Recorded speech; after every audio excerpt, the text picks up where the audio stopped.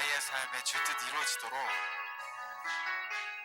매일 나의 삶에 주뜻 이루어지도록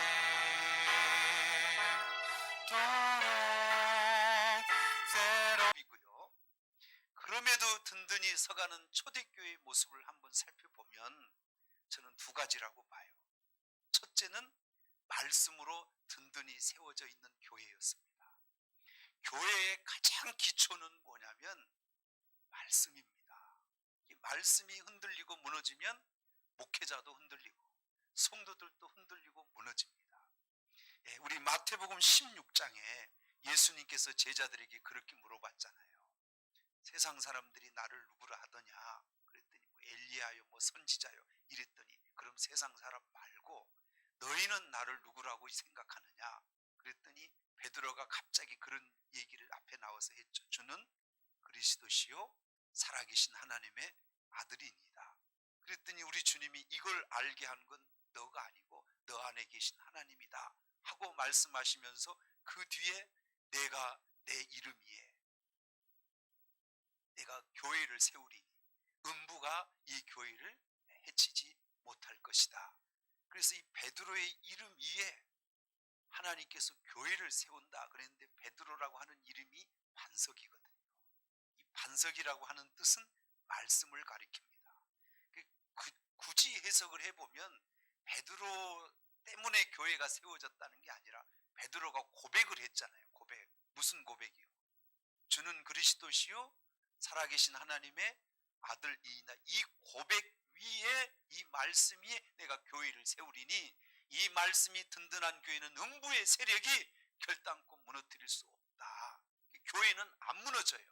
그러나 조건이 하나 있다면 뭐에 세워져 있으면요? 하나님의 말씀에 세워져 있으면 어떤 음부의 세력이 우리를 무너뜨리려 해도 안 무너지는 게 교회라는 거예요. 왜 무너질까? 말씀의 기초가 말씀의 반석이 든든히 세워져 있지 않기 때문이다. 이렇게 말합니다. 여러분 어떻게 생각해요? 하나님 말씀이 거짓이에요. 어떨 때는 이루어지고 안 이루어지고 이런 말씀은 아니잖아요. 변해요 안 변해요? 하나님 말씀이 살아있어요 죽어있어요? 그러니까 교회가 살아있다는 건 말씀이 살아있다는 거고요. 하나님께서 이 교회를 이 말씀의 기초 안에 세워서 날마다 부흥하고 모이는 숫자가 많아지고 든든히 세워져 간다 이렇게 말하셨거든요. 수천 년이 지났지만 책들과 역사는 다 바뀌어요. 시대가 변해 유행도 다 바뀌어요. 사람의 가치관도 다 바뀌어요. 그런데 놀라운 건 하나님의 말씀은 2000년 전이나 지금이나 똑같이 역사가 일어납니다. 아멘이죠. 세계에서 가장 큰 석유회사 스탠다드 이 석유회사 중에 하나가 스탠다드 석유회사랍니다. 이 회사가 어디다 이 회사를 세웠냐면 이집트에다 회사를 세웠대요. 이 주인은 미국 사람입니다. 미국 사람이 어떻게 자기 나라도 아닌 이집트에다가 이렇게 어마어마한 석유회사를 세웠냐면 이 동기가 있는데 이분이 어느 날 기도하다가 성경을 읽기 시작했대요. 출애굽기 2장을 읽는데 하나님이 번뜩 사업의 아이디어를 주셨다는 거예요. 출애굽기 2장 3절에 보면 여러분 모세를 더 이상 숨길 수가 없어서 모세의 어머니가 갈대 상자를 만들었잖아요. 아시죠? 그 안에다가 아이를 넣고 나일강에다 띄워 보냈잖아요. 갈대 상자에 아이를 넣고 띄워 보내면 물이 들어와서 이 갈대 상자가 가라앉습니다. 그래서 이 모세의 어머니가 이 갈대 상자가 가라앉지 않도록 이 갈대 상자에다가 뭘 발랐어요. 뭘 발랐어요? 네? 그래서 출애굽기 2장 3절에 보니까 더 숨길 수 없게 되매 그를 위하여 갈대 상자를 가져다가 역청과 나무 진을 칠하고 아이를 거기에 담아 하숫과 갈대 사이에 띄웠다 이렇게 돼 있거든요. 이분이 우리 같으면 그냥 평상시 그냥 지나갈 말씀이잖아요. 아 갈대 상자에 띄웠구나 이렇게 지나갔는데 이분은 그날 성경을 읽다가 하나님이 은혜를 주신 것 같아요. 다른 단어는 생각이 안 나는데 갈대 상자에 칠했다는 이 역청, 여기에 눈이 확 띈 겁니다. 이 당시에 이 이집트에는 이 역청이라는 게 그냥 주변에 깔렸어요. 이 역청이 뭐냐고 가서 이렇게 조사를 했더니 그게 기름덩어리입니다. 물과 기름은 이렇게 섞이지 않잖아요. 그래서 갈대 상자에 그 역청을 바른 기름덩어리를 바른 거예요. 그래서 여기 깔아앉지 않은 거거든요. 그럼 기름이 어디에 있겠나 생각해 보니까 거기 허다해요, 역청이. 그래서 이 나라에 계약을 맺고 이집트에다가 이 스탠다드, 이 석유 회사를 세웠는데 이게 대박이 난 거죠. 어마어마한 기름이 나온 거죠. 그래서 이분은 사업에 성공을 했어요. 여러분 아시죠? 이렇게 요즘 우주선 많이 이렇게 띄우잖아요. 예, 여러분 그 벌티모어에 우주항공사가 있답니다. 여기에 우주계획의 최고 고문인 해롤드 힐이라고 하는 우주 박사가 있대, 항공 박사가.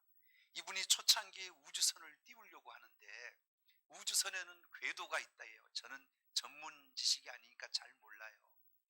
여러분 여기서 이렇게 로켓 우주선을 쏠 때 여러분 이게 조금만 삐딱하게 궤도를 벗어나면 이 우주선은 우주에서 폭발한답니다.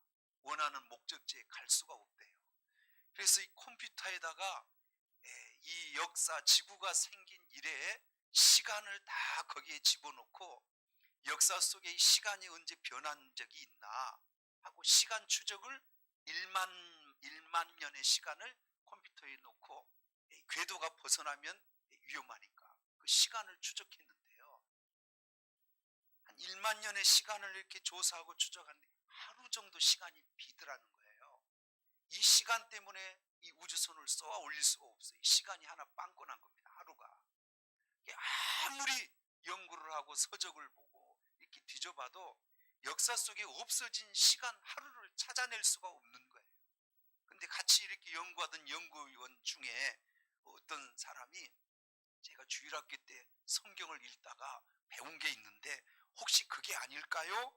하고 이 주일학교 때 배웠던 말씀을 꺼내 넣는 거예요. 그 말씀이 어디냐면 여호수아 10장 13절에 보면 여호수아가 전쟁을 할 때 다 이기는데 해가 지려고 그러는 거예요.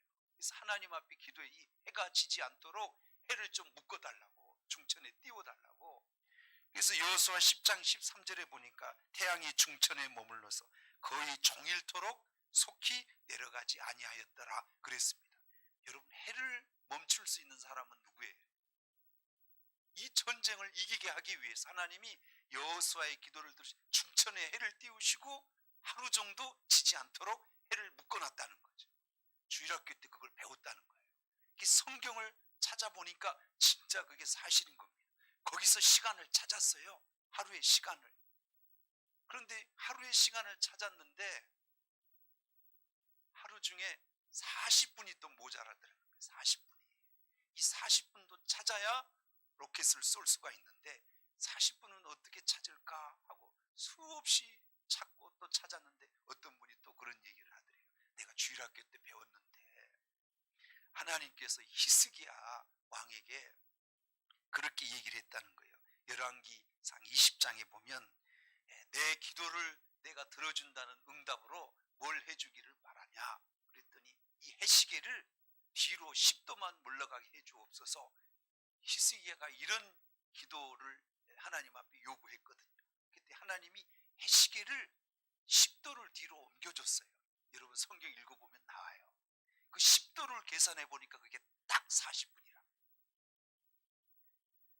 역사의 모든 시간은 어디서 찾아야만 정확하냐면 어디서요? 왜냐하면 시간의 주인이 누구예요? 역사의 주인이 누구예요?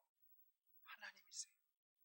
그래서 모든 과학, 모든 지질학, 모든 인문학, 모든 인간의 역사는 어디서 다 기원됐냐면 성경에서 기원됐어요. 역사가 성경을 벗어나면 무너지고요. 과학도 무너지고 여러분 천문학도 다 무너집니다.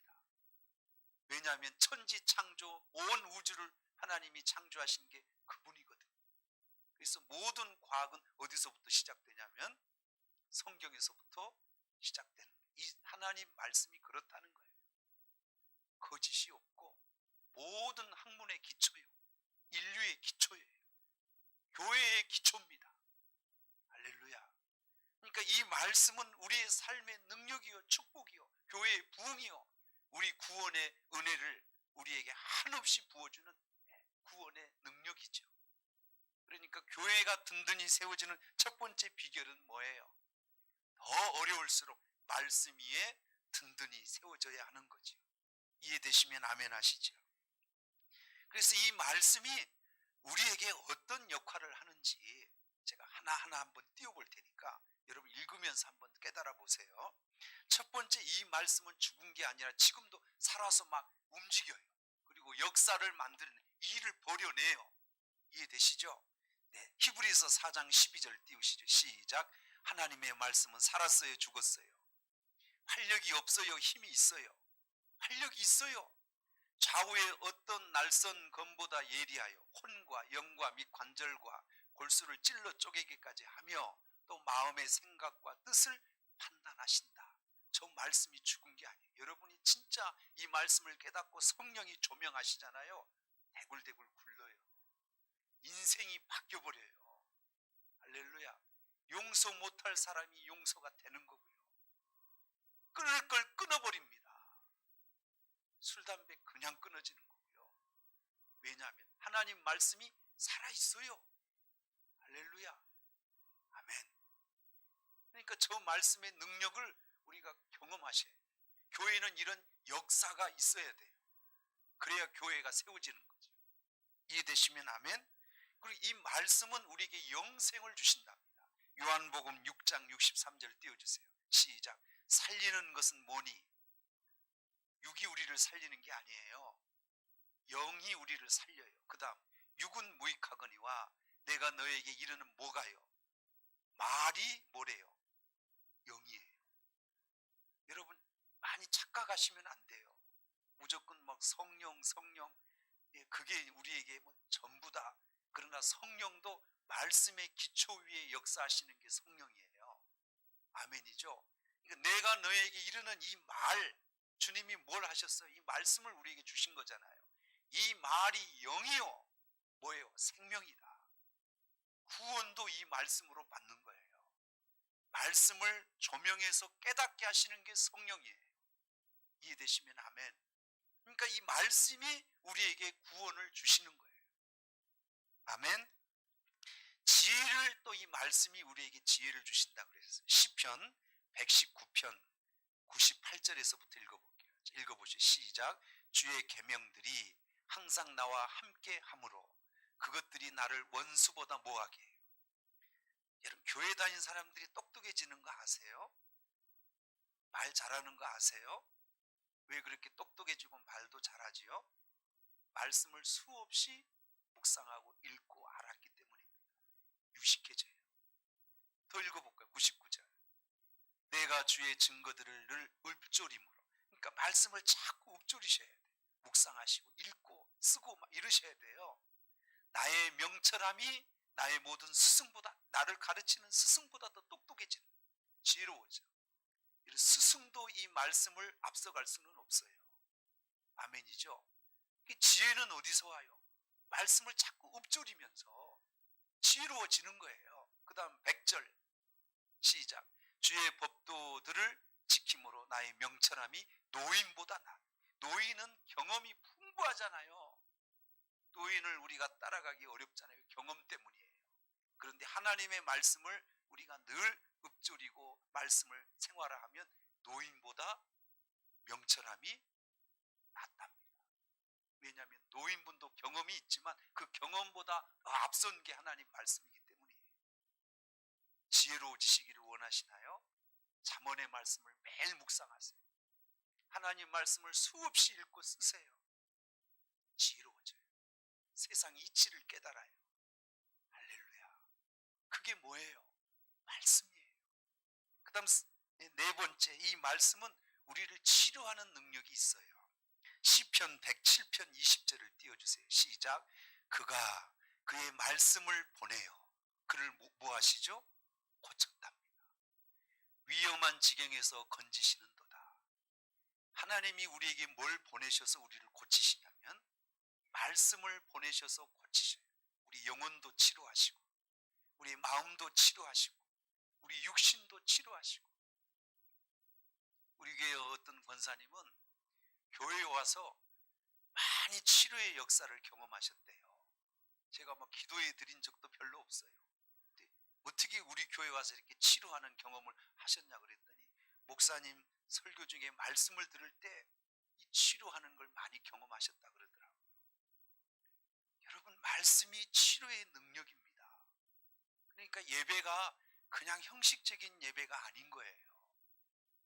말씀을 듣다가 그 말씀이 나를 막 치료하는 은혜를 우리가 겪게 되는 거죠. 이게 어디서 나타나냐면 예배하는 교회에서 이런 일들이 일어나거든요. 그러니까 예배는 우리 성도에게 축복이고 생명이에요. 아멘이죠. 그 다음 이 하나님 말씀은 우리에게 사탄을 이길 능력이 된다, 이렇게 말합니다.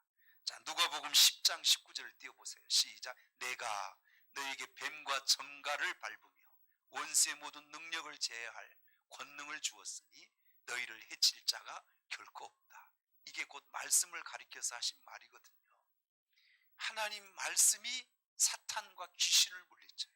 예수님께서 40일 동안 금식하시고 광야에서 사탄이 가서 계속 시험했잖아요. 뭘로 물리쳤어요? 말씀으로. 사람이 떡으로만 사는 게 아니다. 막 돌덩이 가지고 떡 만들라고 시험했잖아요. 그랬더니 주님이 성령의 능력으로 그냥 쫓아버린 게 아니잖아요.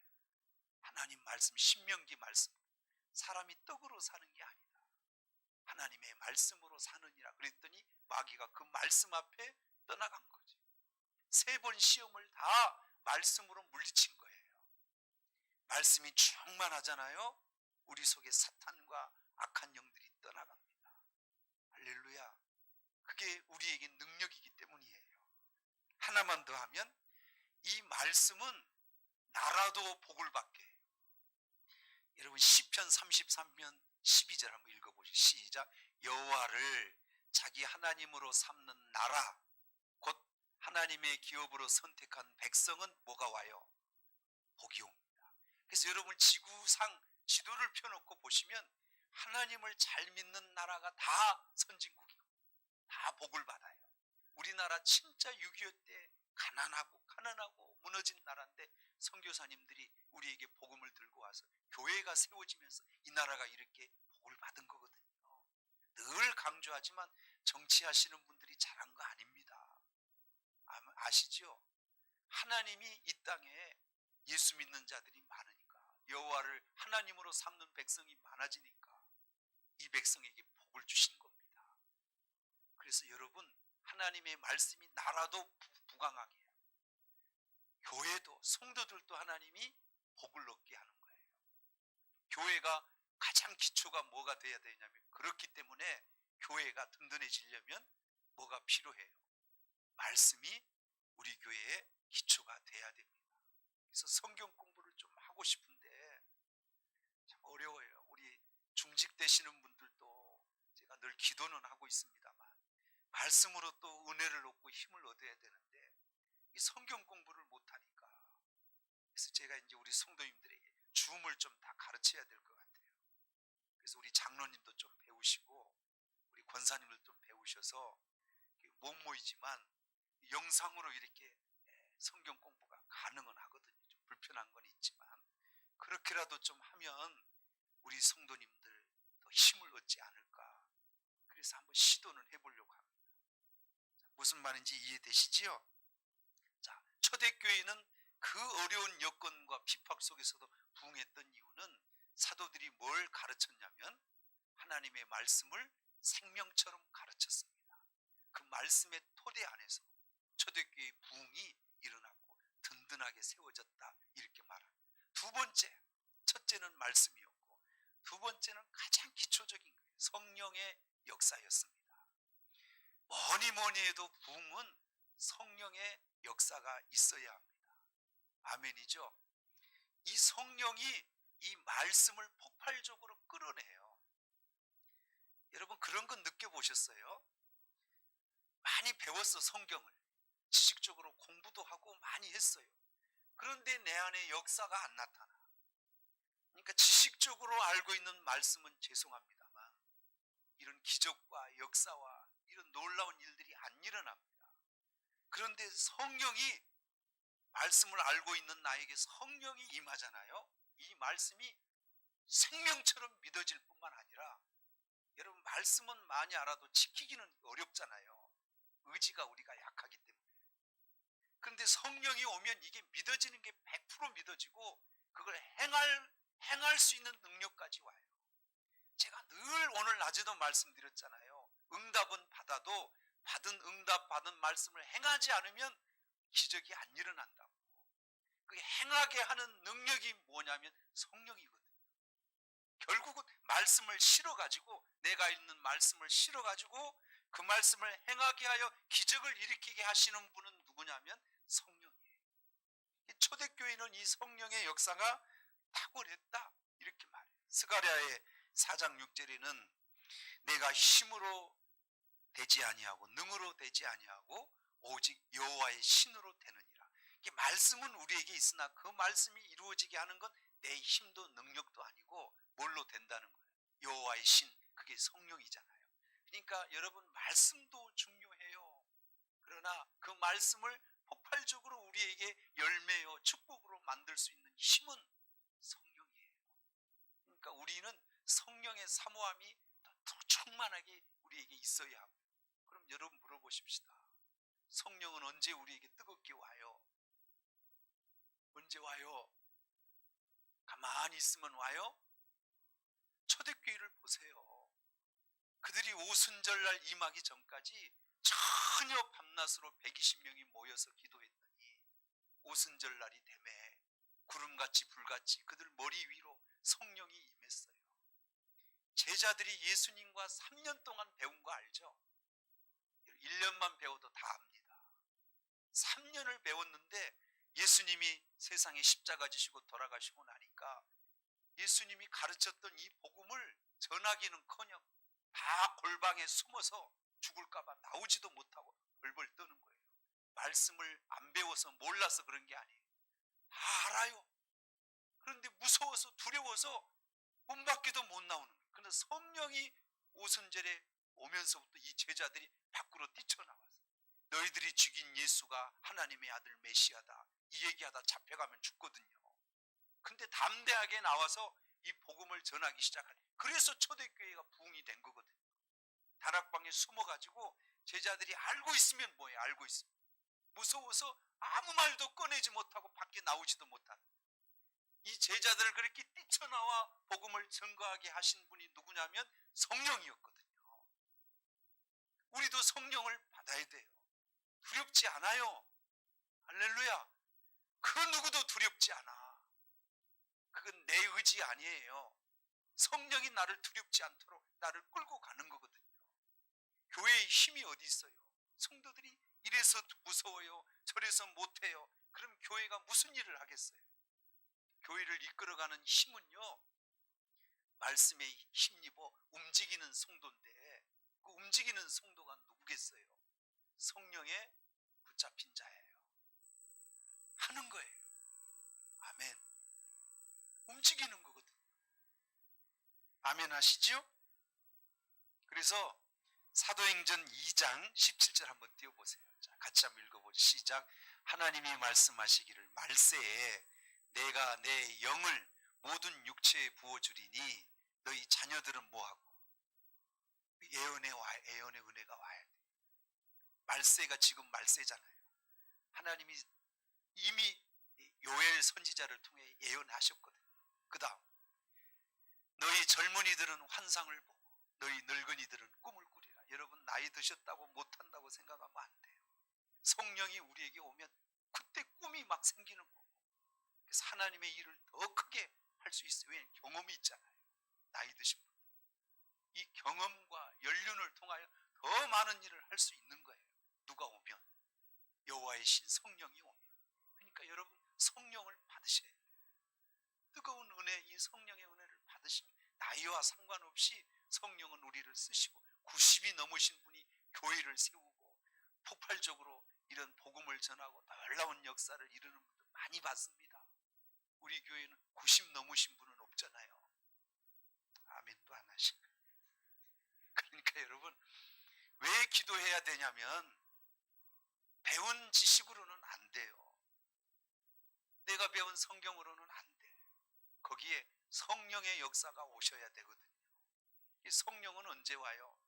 늘 고백합니다만 기도할 때, 뜨겁게 간구하고 기도할 때 성령이 오거든요. 성령은 파워, 다이나마이트, 능력이거든요. 성령은 기도의 영이에요. 성령은 진리의 영이에요. 성령 받지 않고는 말씀을 깨달을 수도 없어요. 그래서 진리의 영입니다. 아멘이죠. 성령은 또한 거룩한 영. 성령은 절대 죄로 있는 이런 죄락이 가득한 곳은 안 와요. 거룩하고 깨끗한 영이니까. 성령 받으면 필수적으로 우리가 해야 될 일이 뭐냐면 나를 깨끗하게 해야 성령이 오거든요. 나를 깨끗하게 뭘로 하면 비누로 씻으면 돼요? 그 회개거든요. 회개하지 않는 곳에 성령은 안 오는 이유가 그분이 깨끗한 거룩한 영이기 때문입니다. 회개를 철저히 눈물 콧물 쏟고 한번 해보세요. 거의 성령이 와요. 할렐루야. 왜냐하면 그분이 거룩하시기 때문에 더러운 곳에는 안 오거든요. 회개의 영이 우리에게 있어야 할 줄 믿습니다. 정리해 볼게요. 성경이 우리에게 교회의 역사를 보여주잖아요. 손바닥에 보여주듯이. 교회는 세상의 어떤 프로그램, 어떤 계획, 이런 게 좋아서 교회가 부흥하는 게 아니에요. 부자가 많아서 교회가 부흥하는 것도 아니고, 정치인들, 어떤 교회는 국회의원이 막 있어서 교회 부흥한다는, 천만에요. 그럼 권력 있는 분들이 교회에 와서 부흥하는 것도 아니에요. 교회는 어디까지나 부흥의 원동력은 말씀과 성령입니다. 이게 없으면 어떤 사람이 와도 부흥 안 됩니다. 오히려 교회는 흐트러지고 분열되고 다툼만 많고 깨지는 거예요. 교회는 부자가 없고 권력 있는 분이 없어도 우리 성도들이, 초대교회 성도들이 그렇게 대단한 인물들이 있었습니까? 다 서민들이었잖아요. 근데 그 놀라운 부흥을 이뤘잖아요. 아멘이죠. 조영기 목사님이 불광동에서부터 개척할 때 거기 유명한 사람들이 있었나요? 다 병자들, 다 갈 곳 없어 가난한 사람들, 조영기 목사님이 쌀 사가지고 먹이고 이랬다 합니다. 그런 분들이 말씀이 들어가고 성령이 오니까 전 세계에 가장 큰 교회가 되잖아요. 거기 대단한 사람들 없었습니다. 다 환자였고 다 집 갈 곳 없는 그런 가난한 자들이 대부분이었거든요. 교회의 부흥은 어떻게 일어나는 거예요? 말씀의 능력, 성령의 능력으로 일어나는 거죠. 이 얘기 하나 하고 마칠게요. 어떤 권사님 아들이 사고를 쳤어. 감옥에 갇혔어요. 이 권사님이, 목사님 혼자 가는 게 너무 두려워서 목사님 저랑 같이 교도소에 우리 아들 면회 가는데 좀 같이 가주세요. 그래서 목사님이 따라갔어요. 교도소에서 아들을 보니까 가슴이 무너지는 거죠. 여러분 같으면 너 왜 죄를 지어가지고 감옥에 들어와서 엄마 얼굴에 먹칠을 하느냐고 아들 야단쳐야 되잖아요. 그러죠. 근데 이 권사님이 목사님을 붙들고 내 아들이 교도소에 온 건 아들이 죄져서 그런 게 아니라 제 잘못 때문이에요 하고 목사님 앞에 손을 잡고 막 엉엉 우는 겁니다. 권사님이 뭔 죄를 졌어요? 아들이 잘못해서 교도소에 온 거죠. 아니에요 목사님. 제가 하나님 앞에 아들을 위해 열심히 기도할 때는 아들이 사고를 안 쳤습니다. 제가 너무 바빠서 기도하는 걸 내가 멈췄습니다. 내가 기도하고 열심히 구할 때는 우리 아들이 사고를 안 치고 잘 이렇게 살았는데 내가 너무 바쁘다고 핑계대고 기도를 멈추는 순간에 아들이 저렇게 된 겁니다. 제 잘못입니다 하고 목사님 손잡고 엉엉 울고 회개를 하셨다고요. 아들이 한 것 같죠. 편이 그런 것 같죠? 여러분 아세요? 영적인 세계가 있다는 걸. 기도하지 않으면 그렇게 되는 겁니다. 교회가 그냥 붕될까요? 사탄이 얼마나 우리를 방해하는데 기도하는 성도가 없으면 교회는 깨집니다. 아멘. 여러분 코로나가 와서 교회가 무너지는 게 아니에요. 말씀과 기도가 죽으면 교회는 무너지는 겁니다. 할렐루야. 우리 교회는 무너질 수 없어요. 우리 교회는 이런 어려운 시대에도 든든히 서갈 수 있습니다. 왜냐하면 여러분 아시잖아요. 우리 교회는 그래도 말씀이 살아있습니다. 아멘. 담임 목사님이 말씀 설교하면 은혜 받아요, 안 받아요? 말씀이 너무 신학적으로 어려워서 이해가 안 되죠. 너무 쉬워서 쏙쏙 들어와요. 어느 날 보니까 우리 행복회 목사님이 우리 유튜브에 와서 다 제 설교를 듣고 있더라고요. 행복회 목사님들은 우리 교회처럼 저녁 예배가 없어요. 그래서 제 친구 목사가 우리 교회 유튜브 사이트를 우리 행복회에 올려놨더라고요.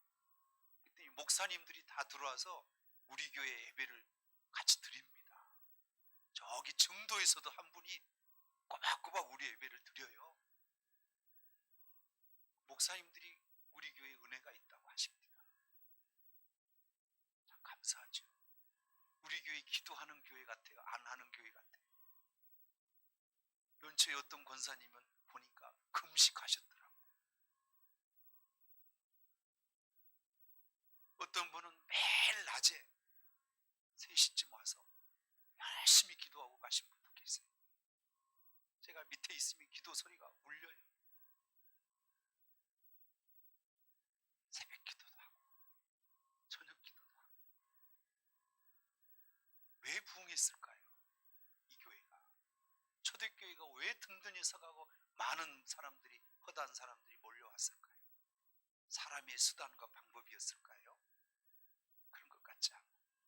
성도 여러분, 어려운 시대라고 부흥은 없다, 이건 아닙니다.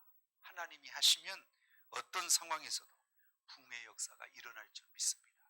자, 우리 생각을 어려우니까 우리 움츠리자 이렇게 생각하지 말고, 그 핍박과 환난의 때에도 초대교회가 부흥할 수 있었다면 우리가 하나님 앞에 잘 깨어있고 말씀으로 성령으로 무장만 하면 오늘 우리 교회가 든든히 서가고 부흥할 수 있다, 이런 믿음을 좀 가지시기를 바랍니다.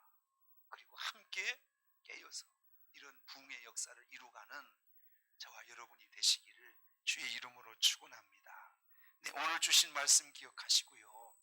우리 찬송 같이 한번 하시고 기도하는 시간 갖겠습니다. 내가 풍성한 하나님은 믿는 천사람 한 사람, 어제나 오늘도 언제든지 괜찮고 보호해 성령이여, 주여 성령의 은사를 오늘도 내려 주소서. 아멘. 영의 뜨거운 불길로서 오늘도 충만케 앞서서 정욕과 죄악에 물든 남을 성령의 물길로 태우사 정결케 하소서. 태우소서. 깨끗게 주여 주여 성령의 은사를 오늘도 내려 주소서. 주의 뜨거운 불길로서 오늘도 우리 한 절 더 하겠습니다. 희생의 제물로 돌아가신 어린 양 우리 주 예수여, 구속의 은혜를 내리시사 오늘도 구원 주여 주여 성령의 은사를 오늘도 내려 주소서. 성령의 뜨거운 불길로서 오늘도 주여 주여 성령의 은사들을 아버지 우리의 마음을 세워주세요. 말세에 내가 남종과 여종 모든 육체의 성령을 부어주시리라 말씀하셨사오니 하나님 우리 넘치는 교회의 성령을 부어주시기를 원합니다. 우리 다 같이 한번 기도하시겠습니다. 기도하는 곳에 성령이 임합니다. 기도하는 교회는 무너지지 않아요. 기도하는 성도는 실패하지 않습니다. 기도하는 민족은 살아납니다. 하나님 초대교회 같은 부흥의 역사가 든든히 세워지는 주의 은혜가 오늘 우리에게도 있게 해 주옵소서. 가정이 변화됩니다. 인생이 바뀝니다. 하나님의 역사가 지금도 일어납니다. 우리 다 같이 주님 한번 외치고 기도하겠습니다. 주여